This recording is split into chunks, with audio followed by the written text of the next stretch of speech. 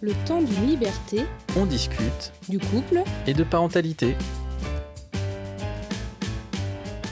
Salut tout le monde, on est ravis de vous retrouver pour le premier épisode de cette nouvelle saison. Et pour commencer en beauté, on a le plaisir de recevoir Fanny Vella pour discuter des violences éducatives ordinaires. Dans cet épisode, on fait d'abord connaissance avec Fanny, autrice et illustratrice, qui nous parle avec passion de son travail autour des relations parents-enfants et comment elle place l'enfant au croisement de toutes ses réflexions. On vous laisse donc découvrir notre discussion dans laquelle on aborde la question des violences éducatives ordinaires et de leur impact dans le développement psychocognitif de l'enfant. On échange sur cette problématique en douceur et bienveillance, dans une volonté de donner des pistes de réflexion, parce qu'au fond, on sait tous très bien que le guide du parent parfait n'existe pas. On espère que vous apprécierez autant que nous cet échange. Bonne écoute. Bonjour Fanny. Bonjour à tous les trois, merci pour cette invitation. Bonjour Marie et bonjour Noah. Et coucou. Coucou. Du coup Fanny, pour commencer, est-ce que tu peux te présenter un petit peu qui tu es et qu'est-ce que tu fais ? Bien sûr, alors du coup, qui je suis je suis invitée pour mon métier principalement, donc je vais plutôt présenter ça. Je suis autrice et illustratrice. C'est marrant que je commence par autrice parce que j'étais juste illustratrice jusqu'à il y a quelques temps. Je suis devenue autrice parce que j'écris aussi des livres depuis quelques années. Principalement autour de l'illustration, donc ça sera plutôt sous forme de BD, de romans graphiques, quel que soit le nom qu'on met dessus. J'ai orienté mon travail principalement autour de thématiques qui sont liées aux violences intrafamiliales, donc qu'elles soient éducatives ou conjugales. Je l'ai pas fait en sélectionnant des sujets qui étaient propices au buzz. Je m'en suis rendu compte après. Non, je l'ai fait parce que je suis allée vers des sujets qui m'animaient. J'ai vraiment à cœur de parler de choses qui prennent aux tripes parce que je trouve qu'il y a plus de vérité dans ces propos et dans ces dessins quand c'est des choses qui nous parlent, qui nous touchent. Et donc j'ai commencé ce métier il y a 5 ans et demi. C'est facile, je sais pas pourquoi je réfléchis parce que j'ai commencé à la naissance de ma fille, de mon premier enfant. Et donc voilà, c'était un métier que j'ai pris pour être présente à ses côtés, voilà, pour les premiers mois de sa vie, ce qui s'est transformé en premières années de sa vie et qui continue aujourd'hui. J'ai découvert une passion à lier l'image aux propos et tout en étant présente pour ma famille. Donc le sujet de l'éducation se prêtait parfaitement au dessin et à mon rythme de vie. Et donc du coup tu parlais que tu étais autrice. Est-ce que du coup tu peux nous juste faire un petit retour sur ces ouvrages ? Bien sûr, c'est qu'en fait, je réfléchis toujours parce que j'ai d'abord illustré les livres et les histoires d'autres personnes. Donc en fait, j'ai plus que 4 livres à mon actif, mais j'en étais juste l'illustratrice. Enfin, quand je dis juste, c'est pas méprisant pour le métier que je faisais, mais disons que voilà, je venais mettre en couleur, en image, les propos d'autres personnes. Et j'ai fait 4 livres. Donc le tout premier que j'ai fait, c'était une BD qui s'appelait Le Seuil et qui traitait des violences conjugales, qui est sorti en 2019 ou 2020, tout début 2020. Le second, c'était un livre qui s'appelle Et si on changeait d'angle, qui est sorti dans une première maison d'édition qui a été rachetée par une autre et qui est ressortie du coup cette année dans une version augmentée, qui est donc une BD assez humoristique mais qui va venir interpeller les lecteurs sur et si on se mettait à la place des enfants, donc voilà ce qu'on fait vivre et ce qu'on a vécu nous-mêmes en tant qu'enfants et est-ce qu'on le vivrait bien si on avait ces rapports-là avec un adulte et voilà, c'est quelque chose qui à travers l'humour va permettre un petit peu de faire un pas de côté et se dire il y a peut-être moyen d'arriver au même résultat mais en passant par d'autres chemins. C'est très percutant, hein. Moi je vous le conseille si vous l'avez pas lu, ça marche. Et puis à glisser sous le sapin des parents, des grands-parents, ça marche aussi très très Comment bien. ça, à glisser sous le sapin ? À écrire dans sa lettre au Père Noël, enfin ? Oui. Bien Encore sûr. un débat, Marie. Oui, Ça mérite un épisode entier, ça. Hein. c'est vrai, je suis d'accord. Mais du coup, oui, c'est un livre qui se partage bien de génération en génération. Enfin, en tout cas, je sais qu'il fait tous les âges. On m'écrit en me disant mon enfant de 8 ans l'adore. Et puis, c'est les grands-parents et tout ça. Et moi, j'aime bien avoir aussi des retours de personnes qui ont éduqué leurs enfants d'une autre façon. Enfin, en tout cas, d'une autre façon que celle que je je propose et qui viennent me voir en me disant mais c'est vrai qu'en fait maintenant qu'on y pense, ça pourrait, on aurait pu faire autrement, mais c'est génial parce que ça nous donne des clés pour du coup revoir notre façon de se comporter avec nos enfants, mais même avec nos petits-enfants, nos arrière-petits-enfants. Et j'ai fait un livre qui s'appelle Vermicelle qui est au final, j'allais dire la suite logique, mais plutôt presque la genèse de tous les autres livres, parce qu'en fait, il vient expliquer pourquoi ce besoin de faire et si on changeait d'angle, parce que du coup il vient raconter l'enfance d'une petite fille avec tous les rapports qu'elle va avoir avec les adultes qui vont l'entourer, et en fait de là va naître une sorte de sentiment d'injustice, et peut-être ce qui va la pousser plus tard à écrire des livres et du coup essayer de changer un petit peu les choses.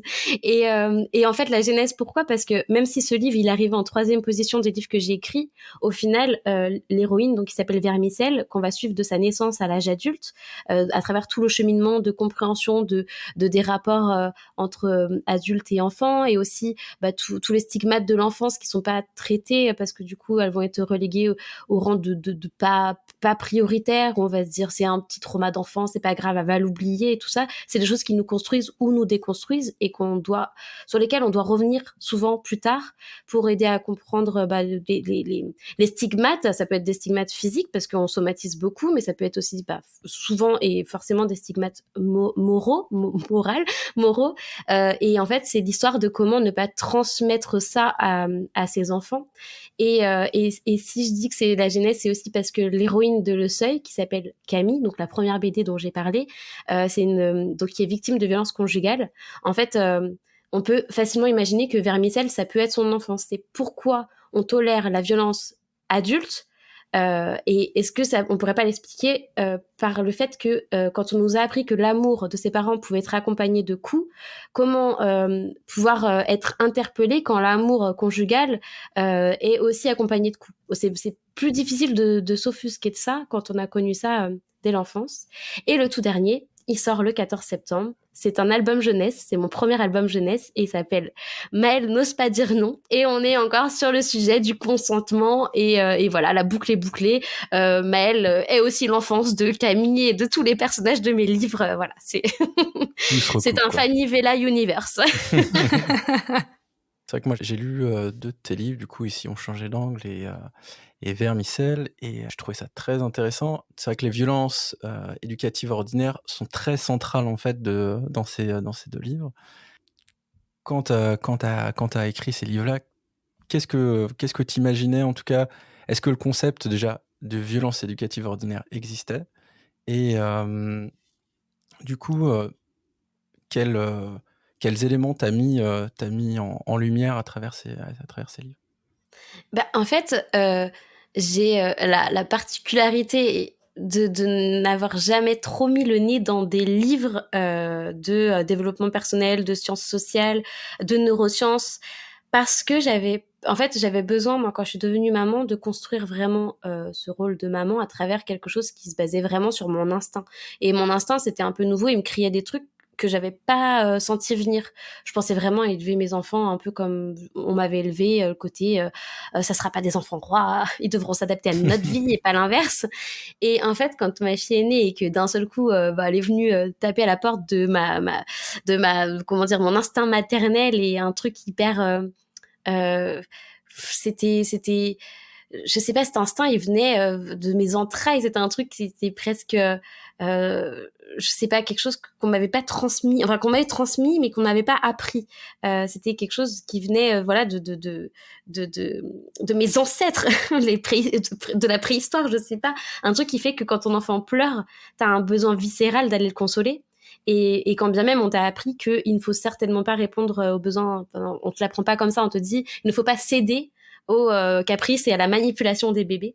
Et donc, moi, j'ai appris très tard que ce que j'avais identifié comme des choses qui ne me convenaient pas dans l'éducation que je voulais donner à ma fille, ça avait un nom, et ça s'appelait des violences éducatives ordinaires. Si j'ai du mal à donner une définition, c'est que parfois, je suis tombée sur des définitions qui, à mon sens, pouvaient être un peu... je veux pas dire dangereuses, mais elles pouvaient être un peu angoissantes pour les personnes qui pouvaient tomber dessus, parce que elles viennent mettre trop de limites auprès de toute une génération qui doit désapprendre des bases qui sont ancrées en nous et on a besoin d'y aller progressivement. Moi, j'ai eu la chance de pouvoir trouver ce chemin un peu toute seule aussi parce que j'ai su m'éloigner, je pense, des personnes qui auraient pu m'influencer parce que toute fragile nouvelle mère que j'étais, j'aurais pu vraiment me laisser prendre par les conseils qu'on voulait me donner et aussi parce que mon conjoint a un très fort tempérament et que lui, il fait fi de tous les conseils qu'il peut recevoir de l'extérieur quand ils sont pas sollicités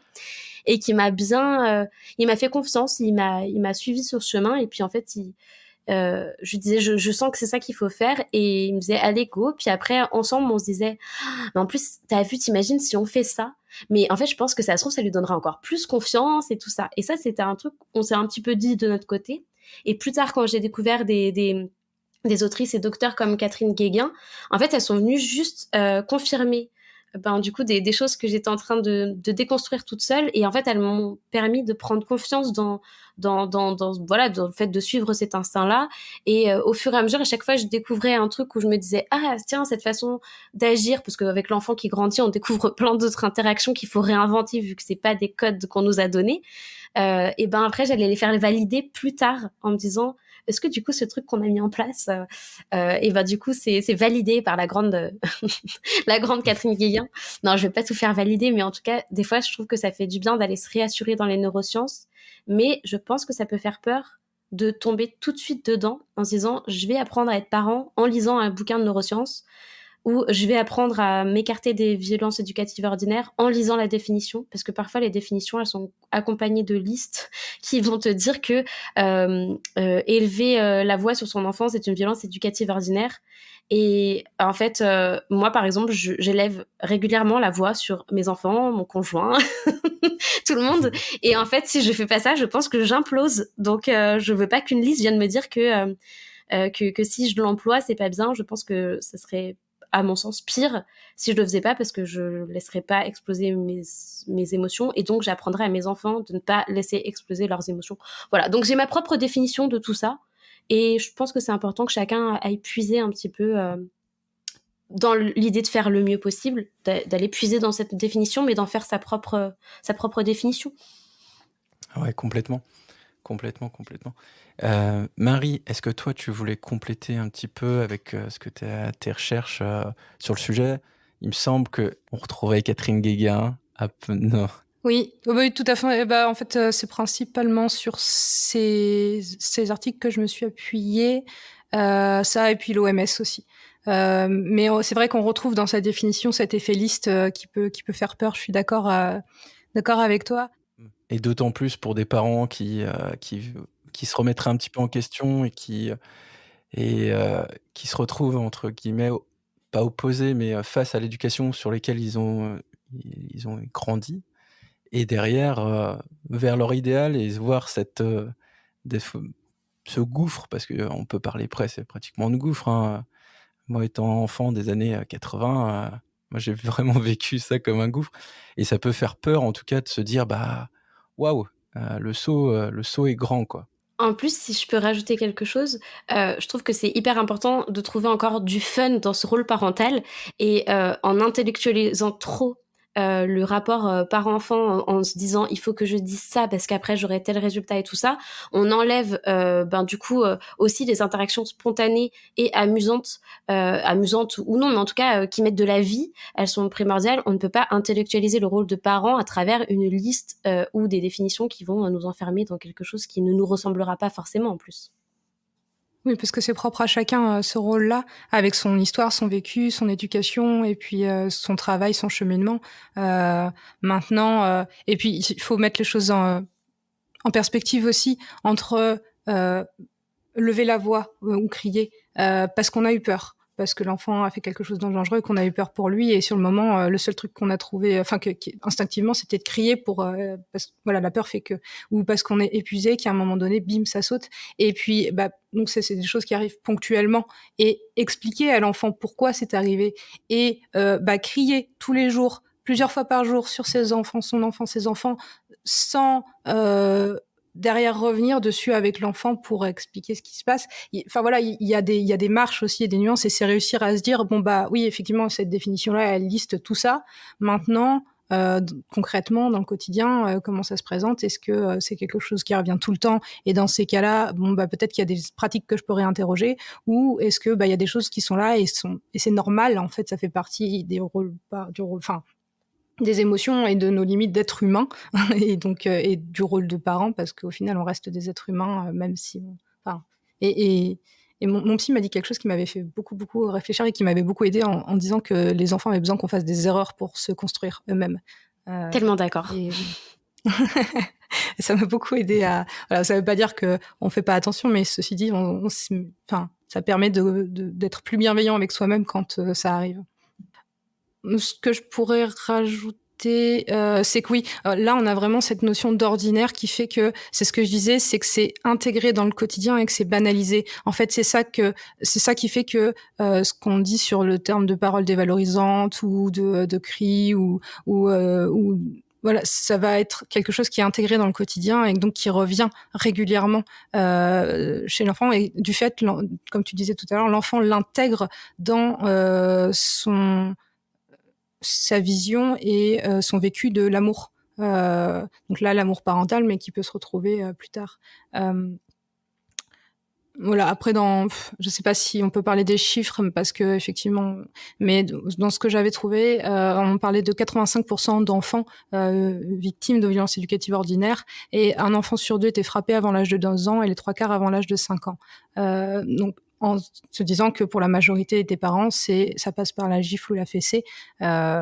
Et encore une fois, voilà, c'est des choses qui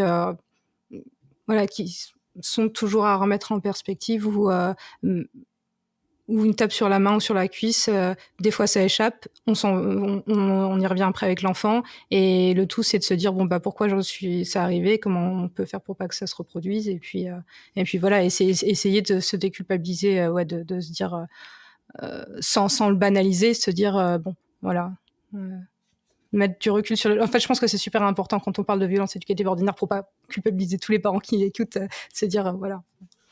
Si je peux rajouter un truc à ça, c'est qu'en fait, je trouve qu'on a besoin de médias comme le podcast pour pouvoir parler de ce sujet-là, parce que je trouve que ce qui est dommage, c'est de devoir se contenter de 4 lignes sur Google ou ce genre de choses pour aller s'informer sur ce genre de thématiques-là, ou sur des articles qui vont être biaisés par le besoin de couper en fait des passages. On a besoin d'espace pour en parler, pour mettre de la nuance aussi. On a besoin de dire que oui, c'est important qu'il y ait une sensibilisation qui soit faite sur ce sujet-là, pour que aujourd'hui, nous, je pense qu'on est tous armés de cette connaissance qu'on ne frappe pas son enfant, on essaye de le traiter, on le traite avec respect, on se traite tous les uns et les autres avec respect, y compris les enfants, mais il faut quand même partir du principe qu'il y a aussi toute une frange de la population, et elle est très nombreuse.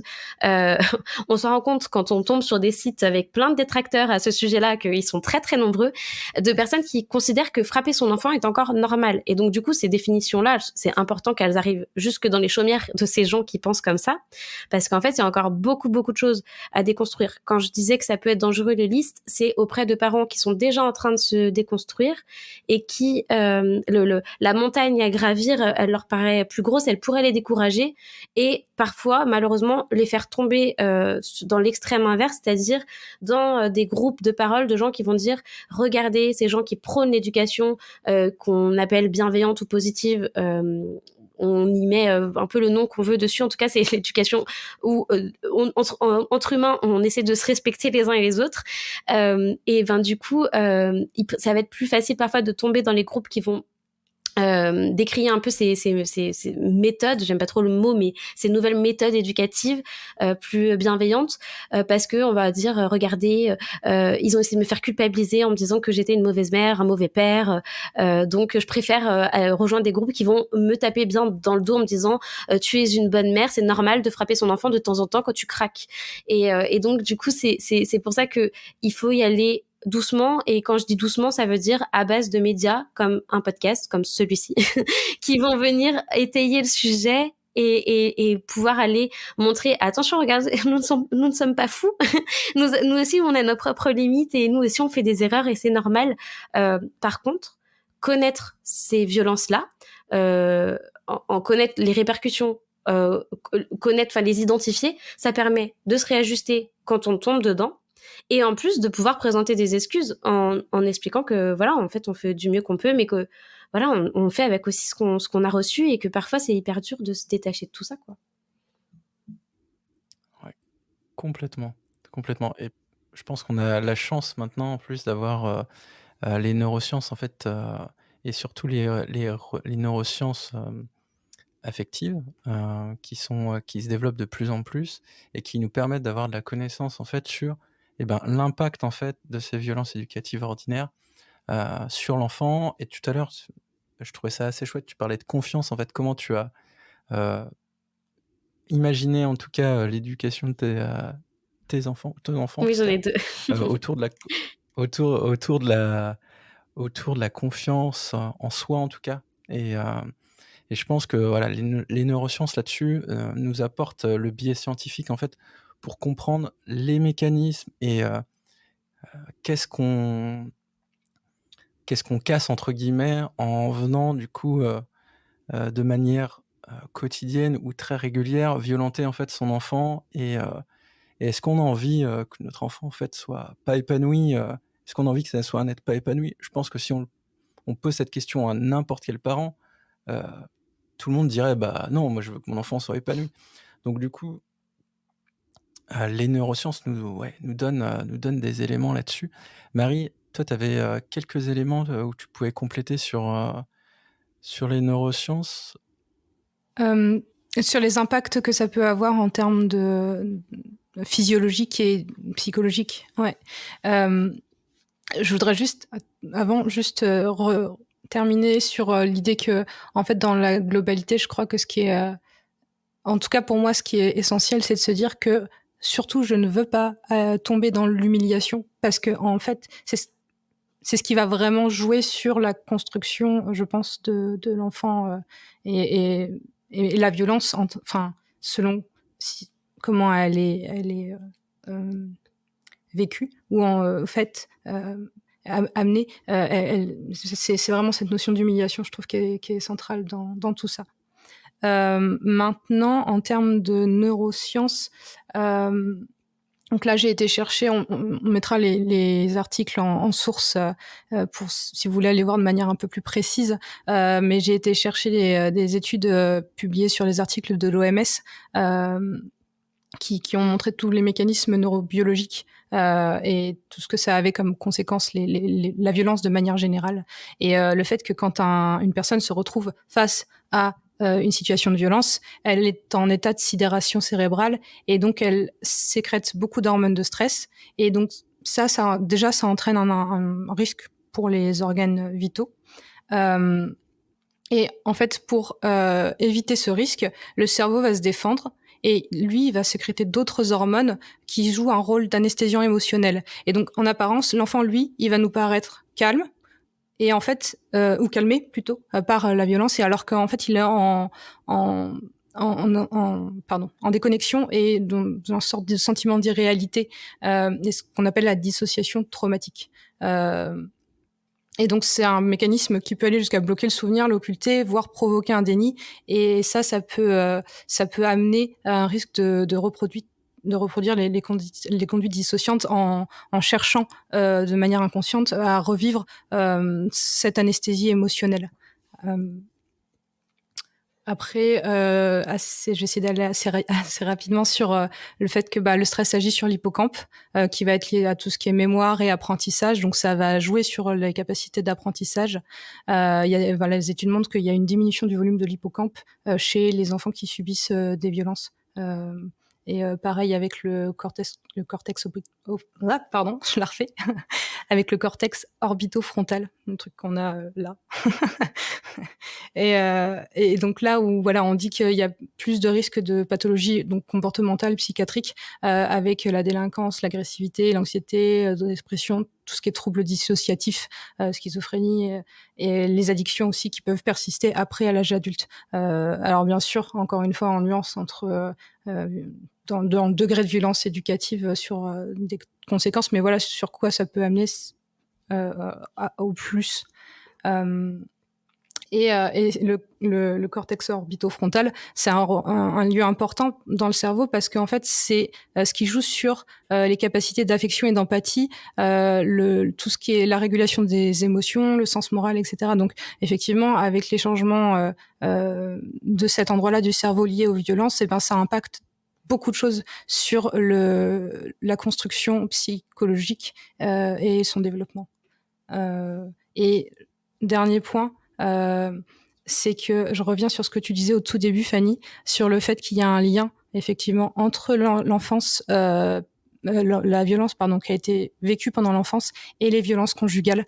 Et ça a été montré par un monsieur qui s'appelle Gershoff ou une madame, je ne sais pas, pardon, en 2009 par des études qui ont été donc publiées et qui disaient que effectivement les punitions corporelles augmentent le risque de reproduction des violences à l'âge adulte sur le conjoint ou la conjointe et les enfants.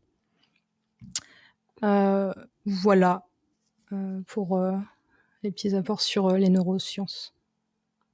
Moi, ça me fait penser à deux choses. Déjà, je trouve que ça tord pas mal le coup aux propos de détracteurs qui vont te dire que quand tu élèves ton enfant avec avec un petit peu trop de respect, bah du coup ça en fait des enfants rois qui finissent du coup par être les petits délinquants qui manquent de respect à tout le monde. Bon déjà voilà. Sur la fin, sur ce que tu disais à la fin, je suis absolument convaincue et même je pense que on n'a pas besoin de lire des dossiers de recherche scientifique pour se persuader de ça. C'est qu'en fait, l'enfant agit en miroir, que plus on lui montre de l'empathie sur son ressenti, plus il va en montrer à notre égard. Enfin, un enfant va nous copier pour apprendre les mots. L'enfant va nous copier sur les mimiques. L'enfant va nous copier typiquement faire la bise. C'est un truc. En vrai, on n'aurait pas besoin de l'apprendre à coup de coups ou d'humiliation ou d'obligation. C'est un truc, les enfants veulent nous imiter. Et donc, tu t'abaisses auprès de ton enfant qui est tombé. Quand il est tombé, on ne sait pas s'il a mal, tu prends le renseignement auprès de lui, est-ce que tu as mal, est-ce que tu as eu peur, tu vas provoquer quelque chose chez lui qui fera que si toi un jour tu te fais mal, il va se soucier aussi de ton ressenti, ta douleur et tout ça. Et souvent on voit des fois les parents qui vont pas supporter des choses que leurs enfants vont leur dire, alors que typiquement en fait en général un enfant qui va te dire, j'en sais rien, un enfant qui va te dire bouge.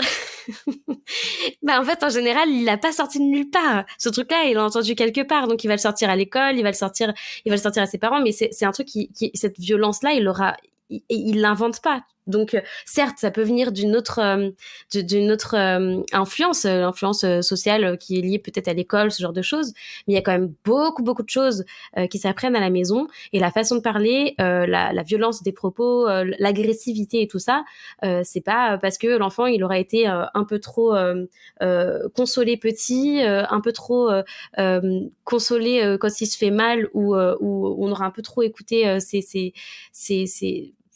ses problèmes, ses soucis, pris en compte son avis, qu'il va se montrer, sous cet angle-là. Et le dernier truc, c'est qu'en fait, on aborde un peu trop le sujet de l'éducation à travers un prisme de parents, de nouveaux parents, alors qu'en fait, ça, c'est quelque chose qui devrait être étudié tout le temps, qu'on soit un enfant, un ado, un adulte sans enfant, qu'on ait plus d'enfants ou qu'on soit des grands-parents et tout ça. En fait, ça vient nous apprendre des choses sur nous, tous ces sujets-là. Ça vient nous apprendre, du coup, qu'est-ce qu'on a vécu enfant, comment on l'a vécu, mais ça peut être très positif aussi. Ça peut être venir contracter justement des souvenirs positifs qui viennent nous expliquer pourquoi on a développé cette personnalité-là. Ça vient nous apprendre pourquoi cette résilience-là, pourquoi ces stigmates-là, pourquoi ces handicaps-là. Parce qu'en fait, en vrai, les mots MAUX, en fait, ça s'arrête pas juste à une petite contrariété sur le moment. C'est qu'en fait, c'est des choses qu'on peut porter à vie. Enfin, moi, j'ai des amis qui sont impactés physiquement. Voilà, ça va être des problèmes de dos, ça va être des problèmes de peau, ça va être des problèmes de respiration, de cœur. Enfin, tout ça, toutes les personnes autour de moi qui ont souffert physiquement, qui sont allées ensuite contacter des psys et tout ça pour aller fouiller un petit peu sur ce qui s'était passé, c'était lié à des traumatismes, pas forcément lié à leurs parents, mais c'est lié à des traumatismes. Et c'est important d'aller un petit peu recontacter notre enfance, notre adolescence et tout ça, savoir ce qui s'est joué pour des fois juste déconstruire certaines choses et se dire ok, bon, ce truc-là, je peux carrément l'enrayer pour ne pas le reproduire, mais aussi, du coup, pour venir se rendre compte qu'il y a peut-être d'autres façons de faire. Et c'est vrai que moi, si je m'arrête 2 secondes, je me dis, en fait, j'aurais bien voulu qu'on prenne un peu plus en considération mes besoins et mon consentement. Et c'est quelque chose qui vient jouer sur une corde tellement sensible chez moi que c'est quelque chose que je m'emploie absolument à faire avec mes enfants. Et je sais que j'ai bien réussi parce que ma fille, depuis qu'elle est petite, on lui dit c'est ton corps, tes choix. Elle s'en sert à toutes les sauces. Oui, ce qui est normal du coup. Ah oui. Mais c'est vrai que quand on arrive je vais dire au stade de parents, mais à la situation de devenir parent, où, ça nous renvoie quand même pas mal de choses. C'est vrai que moi, j'étais pas du tout revenu sur quand j'étais en vie d'adulte, en tout cas début d'adulte, tout ça. Mon éducation, c'est pas quelque chose que j'ai remis en cause. Pour autant, quand j'ai eu le projet d'avoir un enfant et tout ça, il y a plein de trucs qui me sont revenus et alors du positif et du négatif, mais il y a des choses, oui, où et ça fait violence entre guillemets d'un point de vue aussi émotionnel, quoi, de ressasser un petit peu tout ça et de se dire qu'est-ce que je veux moi pour mon enfant, pouvoir aussi échanger du coup avec le ou la partenaire parce que on a chacun vécu une éducation différente et partir du postulat qu'on a eu chacun la même éducation, je pense que c'est bien se planter entre guillemets parce que non, en fait chacun a vécu avec des choses bien différentes et des règles différentes dans sa famille. On arrive à la fin de la première partie de cet épisode. On espère que ce dernier vous a plu. On vous invite à interagir avec nous, que ce soit en likant, en commentant ou en partageant notre podcast. Et on vous donne rendez-vous dans 15 jours pour vous faire découvrir la suite de notre échange. Et en attendant, la bise au chat!